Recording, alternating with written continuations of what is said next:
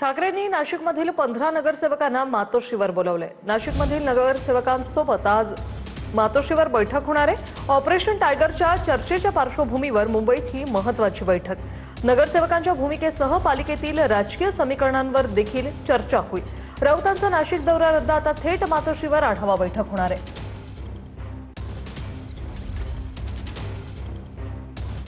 तर ठाकरेंच्या रामरक्षा पठणानंतर काँग्रेसकडून राम भक्त आस्था जागरण यात्रा नागपूरच्या रामटेकमधील गड मंदिरातून या यात्रेचा प्रारंभ होणार। यात्रेदरम्यान श्रीरामपूजन, आरती, प्रतिज्ञा स्मरण कार्यक्रम तसंच झुणका भाकर प्रसादाचं आयोजनही करण्यात आलंय। नागपूर शहर आणि ग्रामीण काँग्रेसकडून जागरण यात्रेचं आयोजन करण्यात आलंय।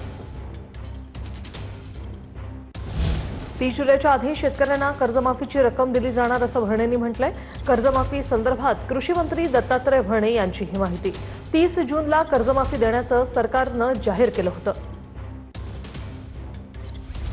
शेतकरी इन्कम टॅक्स भरतात, हे मोठ्या शेतकऱ्यांसाठी ही कर्जमाफी नसल्यामुळे निश्चित प्रकारे इन्कम टॅक्सच्या बाबतीमध्ये यादी स्वतः मुख्यमंत्री देशाच्या अर्थमंत्री निर्मला सीतारामन साहेबांशी बोलल्या, मॅडमशी बोलल्या आणि त्यांनी आपल्याला परमिशन दिलेली तेही आमच्याकडे लवकरच ती यादी आल्यानंतर की साधारणतः राज्याचे मुख्यमंत्री सांगितले की 30 जुलैपूर्वी त्याच्या अगोदर पहिल्या शेतकऱ्यांना कर्जमाफीची ही रक्कम ही दिली जाणार।